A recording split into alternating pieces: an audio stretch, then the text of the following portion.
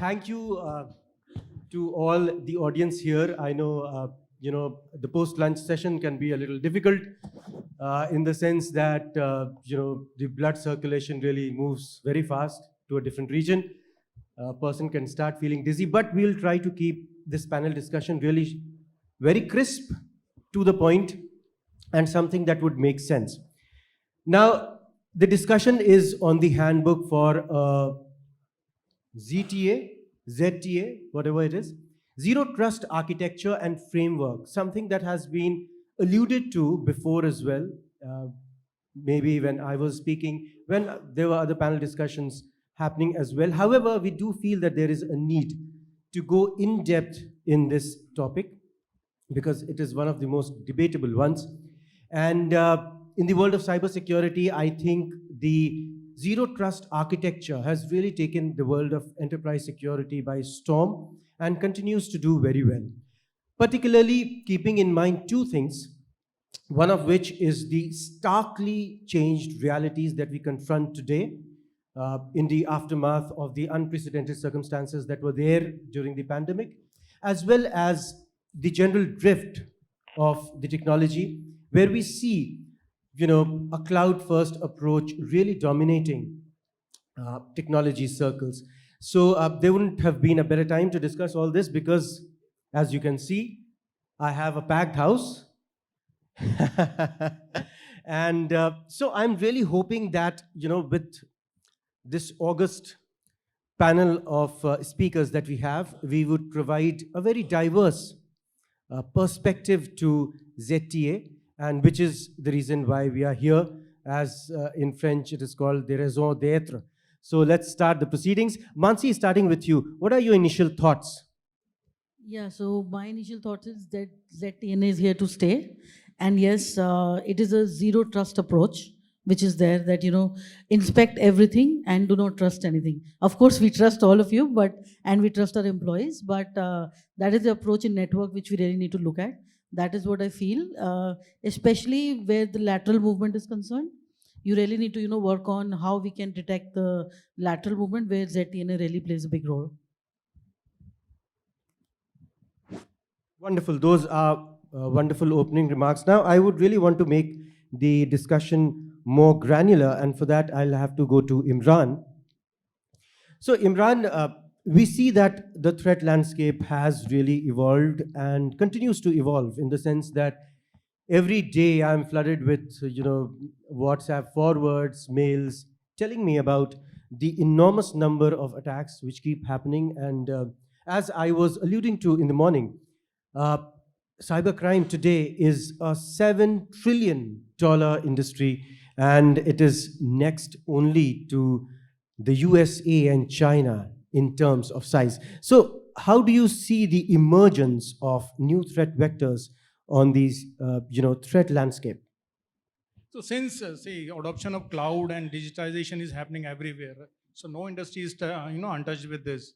And with this, we are coming up with some risk. So risk like traditional network that we have the traditional security that is not working at all. Now earlier our data used to be in our controlled environment, right? Now it is flowing to cloud and all this.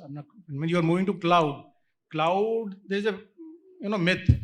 People say that I'm like most of the IT guys they don't understand that this is a shared responsibility. Like you have certain responsibility and your service provider has certain responsibility. If you don't have control over or the visibility over your cloud applications and all this, then there is a gap. See, people are moving or companies are moving with a default configuration where you see the lot of data breaches is happening. One of the bank got compromised or data got leaked of its customers because of some misconfigurations on the databases that they were using on cloud. So the threat landscape is increasing. You see supply chain attack, you see ransomware is going on, phishing has surged like anything. So it is changing. Now the perimeter that we used to have earlier, like we have a perimeter. Now you have to create a perimeter on the cloud. Like I call it a Lakshman Rekha. So Lakshman Rekha, I mean like your firewalls and all this. Now you have to create this Lakshman Rekha on the cloud and your SaaS application. So that is becoming a challenge. And with the zero trust and kind of a thing, hope we can create this Lakshman Rekha on the cloud. Right, excellent inputs. And you spoke about two very important points, Imran. The first was that the traditional cybersecurity has really changed because traditional enterprises do find it difficult, with the means that they have at their disposal. Secondly, the perimeter has totally disappeared with the explosion in the number of devices, with the explosion in networks, and all of that. Now, I really want to go to Sanjeev for your inputs on, you know, in the light of the zero trust architecture and framework primarily that exists, what do you think are the primary challenges that enterprises are confronted with today? See, there has been a lot of talks in terms of zero trust yesterday also, today also. But nobody discussed the aspect in terms of what about almost all the vendors who are working for, say, endpoint, for network, or for application. Everybody is talking about zero trust. Now, should we go for a zero trust approach from all aspects, from endpoint, from application, from network, and from other aspects?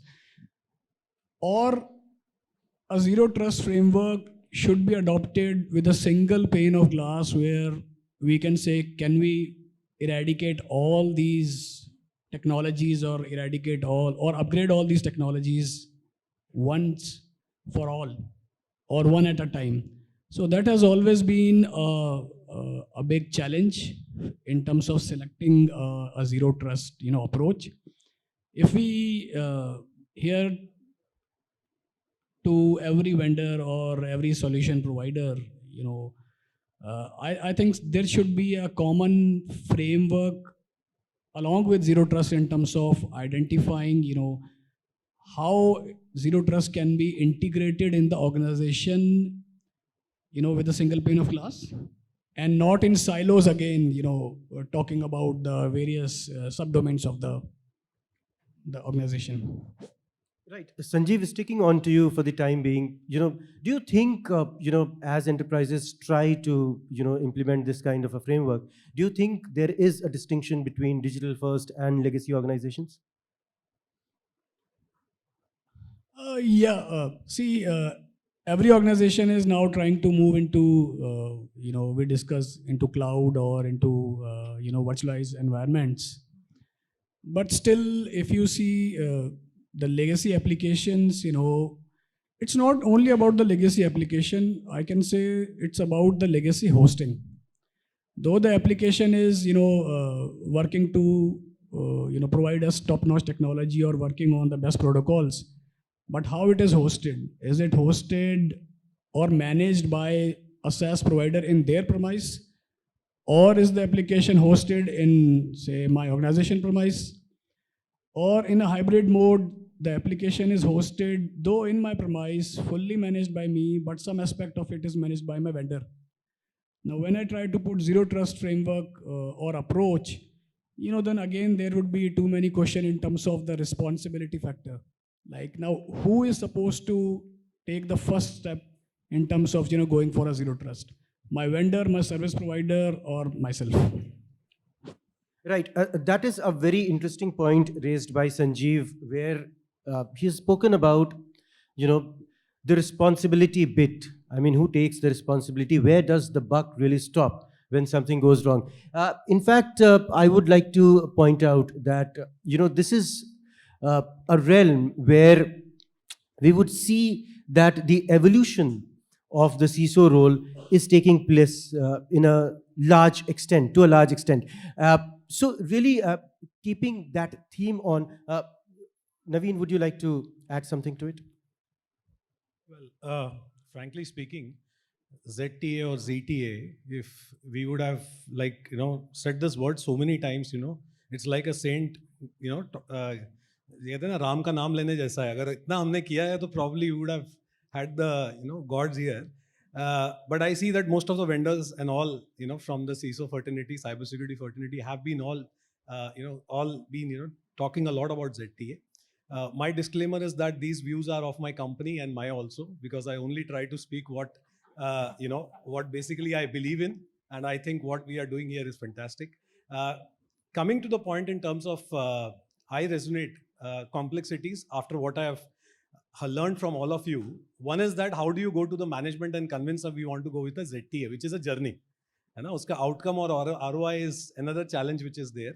And we all know a journey is something that is a journey. It doesn't, it's not like a product.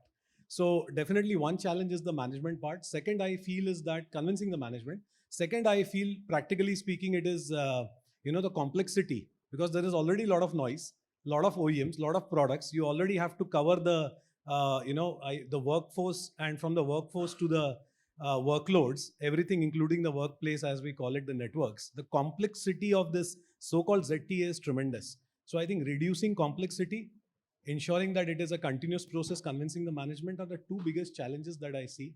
And I think if we can overcome these challenges, I think we'll be good enough in that sense. Wonderful. I do believe that reducing complexity would be integral to any efforts to, integrate ZTA frameworks into an enterprise's cybersecurity posture. And of course, the second point is also very valid, which is convincing the management to implement something new is always difficult, and this also takes a toll of the efforts for a strong cybersecurity posture. Now, I really want to make the discussion more granular in the sense that, into the nitty-gritties and the nuts and bolts of it. So for that, I would want to go to you, Varun. What are your views on this? How do you really approach, or, how do you visualize the zero trust approach? I think let me try and simplify this as at least how I think about it, right? Zero trust is not a new concept, especially not in the physical world. The way I think about it is, pehle we used to have a house.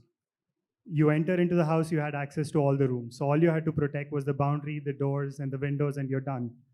Now, the way I think about zero trust is we are all in this wonderful hotel. I come in, I check into the lobby, I'm given a key, and I can only access my room. And the moment I step out of that room and I have to go back in, I have to show my room key again. So that's essentially what zero trust is. It's, being checked every second of the day, every time that you get in and get out. You have to come into this conference room, you had to get a different identity in order to come here. Let's say this had a really good club and it was a girls' night. I wouldn't be allowed there. Only the nice women and all the rich people would be allowed there, right? So essentially, that's what zero trust is all about. It's about not trusting anyone, providing identities, and making sure they get checked at every given point in time. It's as simple as that, in my opinion. Really, it drives resiliency. Mr. Rai talked about this earlier. Our data is everywhere. Our critical networks are going to be on the edge, on the cloud. How do you make sure that if one aspect of your data gets compromised or one part of your network gets compromised, it doesn't affect the resiliency of your entire critical infrastructure or data that you're providing to your customers? So, to me, that's essentially what zero trust is all about. Yeah, and just to add to what he said, so entering the room and then again continuously monitoring, that is what zero trust is. That, yes, your access is there, but now it has to be continuously monitored. That is what exactly zero trust means. Yeah, very good example. Yes, I was about to come to that. That it is an excellent analogy and something that we can all resonate with. So I would say, if you want to understand zero trust architecture, look at this hotel very, very closely. Because that is what will give you clues. Because I see two very excellent examples and analogies stemming from such a comparison, and which is actually, the entire thrust of this conference is to make things very, very simple, so that even a person who is not very much cued into the world of cybersecurity, which I think my friend Kunal is, they are able to understand what we are talking about. So these are excellent analogies. And Rama, would you like to add something to this discussion, where we are talking about the zero trust approach? Yeah, definitely. Varun has given us a lot of and good examples of what is zero trust, and that I would like to summarize as Mansi ma'am also told us what we do, what we need to do. Okay, so if I summarize what is the approach for this zero trust, we can put it into 5 steps. Okay, so first thing, foremost thing, you need to protect your surface, attack surfaces. Okay, reduce your attack surfaces wherever you can. Okay, and you have to map the transactional files. Okay, the second step would be mapping of all the flows, transactional flows or whatever you have. Okay, the third one, based on the this protect attack surface, like you must have identified what are your critical data or critical applications, critical assets you have, or critical services which your organization is working for. Okay, so all these, looking at all these, you need to create an architecture. Okay, this will be the third step for you. And fourth, you prepare a policy against this so that all your end users or all of them are properly adhere to what we want or what we are looking for. Okay, then the final one, you have to, as Mansi Mama has already told, that you have to continuously monitor and maintain this process, right? So this is what, in my view, the first 5-step approach. Wonderful. Thanks, Rama, for really making the discussion so granular and putting it down in the shape of points, excellent points that must be kept in mind. When we are trying to adhere to this framework. Now, I would really want to bring Akhil into the discussion now. Akhil, so my question to you is, what is the need for such an architecture, particularly in the realm of cybersecurity? And particularly keeping in mind that a large part of the workforce today is remote, hybrid, I mean, permutations and combinations of all colors and shades. Sure, thank you. So, your means some answers are already there in part of your questions because it's a remote force and other things. It's already mentioned, but one thing is there, like we have started this good part approach framework. We are not talking about the zero trust solution. This is a good thing. Like it's a framework. It's nothing like a solution or something which probably few years back we were talking. And definitely it's like nothing a new thing. It's already it was there, but how we are implementing. Coming to the necessary part, definitely it's a required currently in a this work hybrid scenario, if you can say. Earlier it was like we were having some restricted parameter which we were supposed to defend. Some few data center, few offices, but now it's like unlimited thing. Anybody is working from anywhere, definitely, and it's a completely like a journey from trust but verify to never trust and always verify type of thing. So these things, it's like a continuous journey. And if you can say like it's a two part. One thing is for our like employee for the organization. Second thing, considering the customers. Now, if you are including this zero trust along with the digital trust. So those things, if it is not there, like Dr. Rai morning he was mentioning, daily basis around 100 crores frauds are there. This is a huge amount. And if those things, if you are not correlating, if you are just taking care of, okay, from this IP, I am getting this much attack. If you are not in a position to stop, detect, first definitely detect and after that stop. If you are not in a position to identify those frauds, then it's not giving it that much sense. Okay, we are just protecting ourselves, our environment and not the customer's money. So combinations of this like zero trust with digital trust, if we can say, then probably it is giving a good sense to the organization. It's very much required. Wonderful. That's an excellent phrase as well, digital trust, and something I think we have got the material for our next panel discussion. So wonderful. I would really want to go back to Varun once again. Varun, do you think organizations today have the visibility to really implement such a framework, such as, the zero trust architecture? Absolutely. As it was discussed earlier, it's a journey, right? To me, zero trust, just like we do with all things security, you got to start thinking about what is it that you want to protect. Whether it's data that's important to you, is it intellectual property, is it infrastructure? We talked about this gas pipeline that got breached in the US a few years ago. So you got to really start with thinking, what is it important? And then to me, there are essentially 5 pillars in zero trust, right? You have the user identity, you have your network, you have your applications, you have your data. So trying to go to do everything all at the same time is not going to be possible.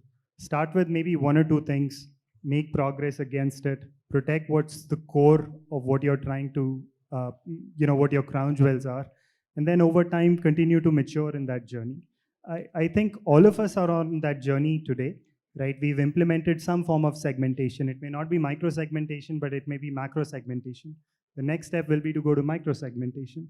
So I think it's just a journey that you want to go on, but start with what is really core and essential to the business, and what are the custodians of at the end of the day.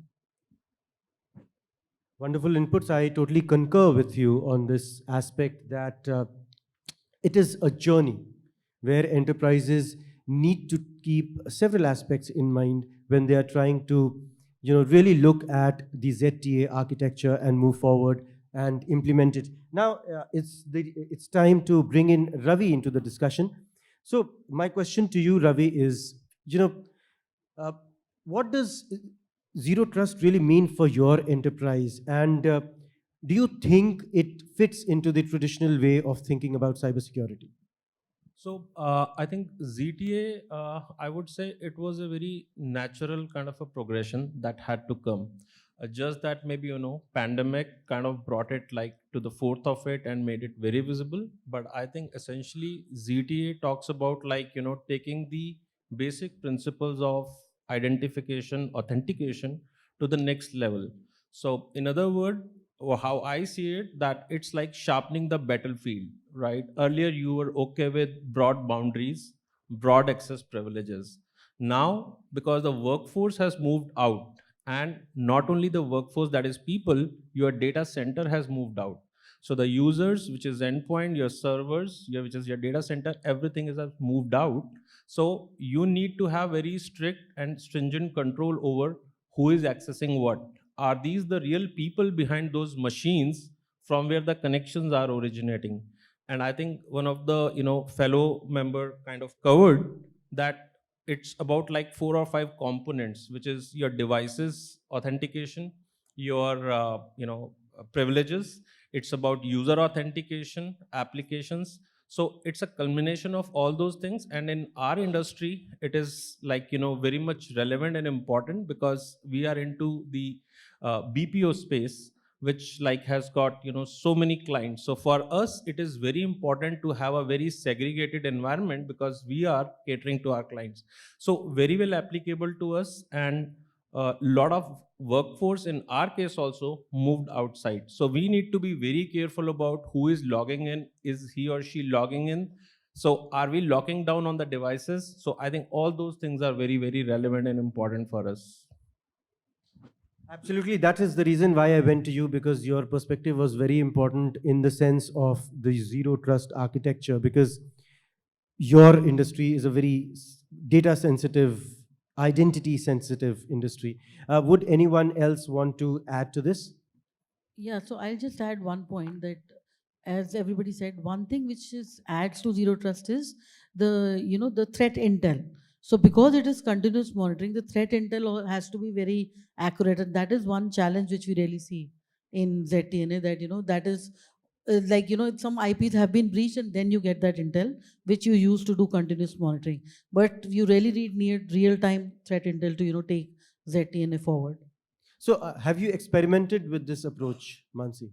No, right now in our organization, we are still working with a lot of legacy and bringing in new things. So I think the first approach for ZTNA for everybody is that, let's do an assessment of our infrastructure.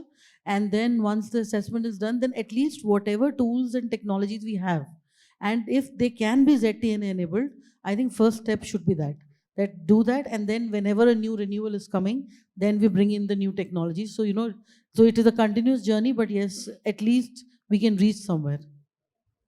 Excellent. Sanjeev, what would be your key considerations as far as evaluating something like ZTA framework is concerned?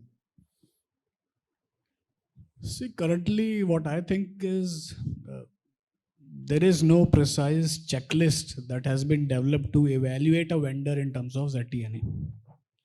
So every technology is providing their own context in terms of ZTNA. One technology is able to, precisely put your location into the main factor of a ZTNA. The other is in terms of, identity management. For example, currently we don't have an inventory of our key people or executives. Just to give an example, even though we have inventory of our assets like what is the IP address, what is the location, what is the operating system, but do we have inventory of our people? What are the preferred location or the mandatory or restricted location for that employee to work? What are the roles he can take? Is he supposed to only take a privilege role, or can we restrict his role to a lower level? Take example of a CEO. A CEO would come back to you and say, why should I be restricted with a device-based security? I am free to use any device. You put security over it. I can use an iPad. I can use a laptop. I can use any device, my phone, everything. And on the other way, you are saying like, we would be putting security in terms of identifying only your key selected devices. So that is another reverse question that comes to everybody. And I would like to add one thing here. Yes, I think yes. there is one golden rule when you go for evaluating, your ZTA, whatever, products, tools, platforms, whatever we call it. I think it has to be, kind of a subtle as possible, as much as possible, because I think in ZTA, the principle says, you have to verify the identity again and again. I mean to say principally. So the point is, and it's not one tool, it's like, it's a framework which might have 10 technologies under it. So I think what I see it as, if it's a ZTA platform or an approach, it has to be kind of a platform based approach where multiple technologies are kind of converging together. You don't need to really manage the access privileges separately and then identities separately. That's one. And then make it as subtle and as convenient as possible, because security in itself today at the bare form of authentication itself seems sometimes nuisance. So it has to be smart enough also. If you go for a two-factor authentication, go it in a way that it also goes seamless along with that. So there are certain things, but yeah, on top of everything, it doesn't have to create more nuisance in the environment is one of the, I think, basic thing that we need to take care of.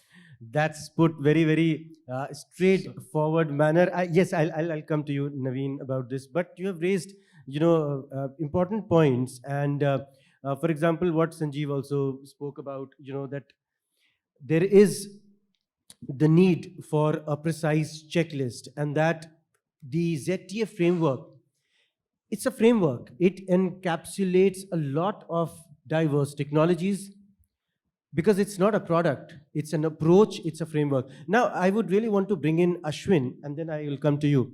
So, Ashwin, what are your views on this? You have heard, some inputs like, the absence of a proper checklist. How do you view the entire thing? So we are into the era of, say, digital transformation. And when we talk about the IT landscape, it is not only saying the traditional IP addresses which are floating. If we go to the any organization saying BFSI, they are having IT and maybe the building automation system as well, they are adopting all those things. OT, different type of devices. So when organization are thinking on the zero trust side, they have to think holistically. The approach should be consider every asset which is touching their environment. And at the same time, it must be the business enabler. When we talk about a user experience, so anytime we put a security, meaning most of the user says, I am having an issue with laptop, slowness and everything. So we have to consider that scenario as well. So whenever we talk about a zero trust strategy, it is always a dynamic and changing, because we see more and more number of devices are getting connected. There are security frameworks are getting changed and all those things. So it must be the continuous journey, and we have to adopt that. Because if we find a gap immediately, then we can fill those gap. But if we find the gap after a year or a couple of years, it may take whole lot of time to squeeze that thing. So as a zero trust, we have to start with something which is what we have. And secondly, we have to also think of user experience and our business enabler as well. Because at the end, business is important. Security is all on the top of that. Absolutely. And I think both of you have made this point very, very clearly, both Ravi and Ashwin, that, security at the end of the day has to be an enabler of business so that it doesn't suffer and the user experience. I mean, we live in a world where user experience is going and becoming more superior by leaps and bounds with every passing moment, every passing minute. So we need to be cognizant of that factor as well. Yes, Naveen, you wanted to add something. Yeah, so we are definitely looking at a zero trust architecture and not a zero trust access. In this architecture, it's like, so failure to plan is like, planning to fail. So though it is a continuous process, we discussed about evaluation and other things. Prospectively on the simplicity side, my message based on the type of, I would say, success of this adoption that I've seen from the vendor side, it's all about integration. And we spoke about it, integration, but just to give you a use case, the use case, if you see, you have got an identity, you come to know about a user, you do a multi-factor authentication over it. Now, what do you do with this identity? That's done. Is this zero trust access? Yes. But what about the architecture part where you will connect this? So look at this authentication where your workplace or your data or applications also come to know about the users, and you basically then take the action to probably change the privilege of this user on a fly. In case if it can be automated, great.